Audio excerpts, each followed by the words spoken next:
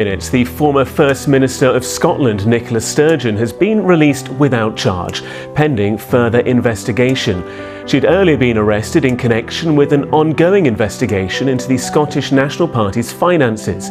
It follows the arrest back in April of her husband, Peter Murrell, the former chief executive of the party, and the former treasurer, Colin Beattie.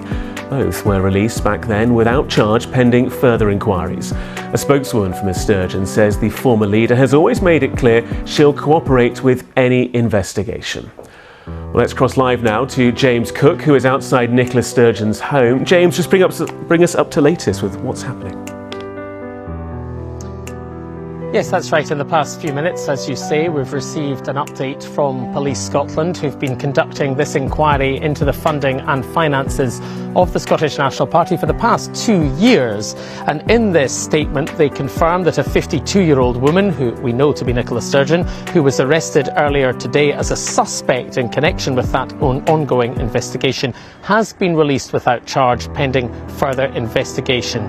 We're told by Police Scotland that detectives arrested her at 10:09 a.m. and she was released from custody at 5:24 p.m. here in Glasgow, so 7 hours and 15 minutes in police custody, during which time, according to the police, she was questioned by Police Scotland detectives. The police now say, as would be standard procedure at this time, that a report will be submitted to prosecutors, to the Crown Office and Procurator Fiscal Service, which is Scotland's prosecution service.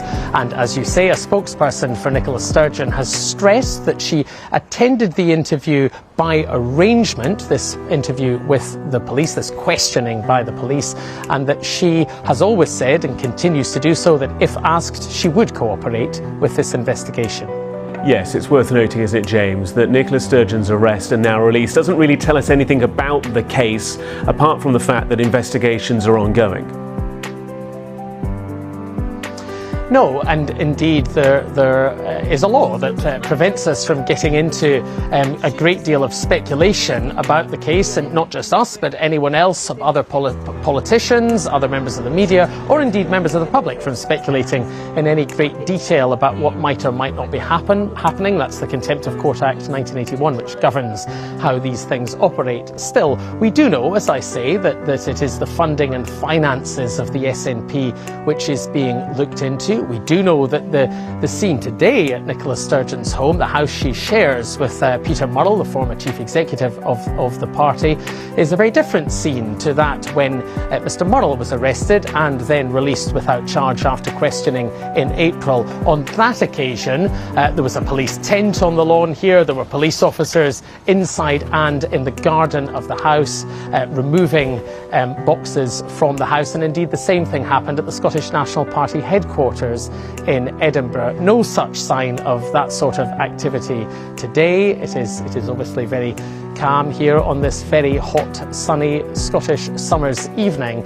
But we do know that this arrest and release without charge of Nicola Sturgeon really has sent shockwaves, not just through Scottish politics, but through UK politics. I mean, for a period, and she bestrode Scottish politics for a decade, really, as First Minister of Scotland and leader of her party. Her supporters hoped, and some of her opponents feared, that she would lead Scotland to independence from the United Kingdom. Well, that heyday for Nicola Sturgeon and that optimism on behalf of her supporters certainly feels like a long time ago now. With regards to the wider political situation, James, what are the other parties saying? We've heard comments from Scottish Labour.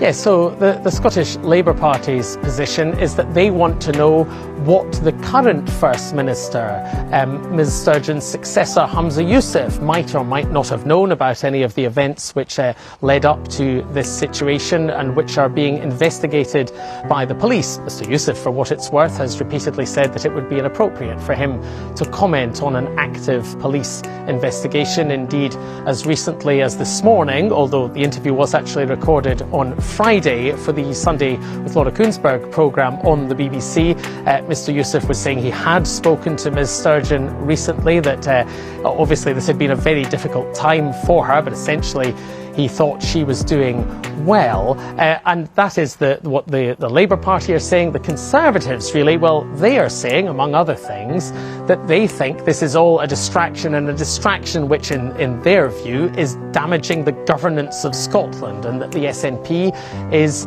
being distracted from the key issues which actually matter to voters in Scotland, whether that be health or education and so on. So that is the position of the two main opposition parties in the Scottish Parliament, in the devolved Scottish Government, which the SNP continues to run. James Cook joining us from Glasgow for the moment. Thank you.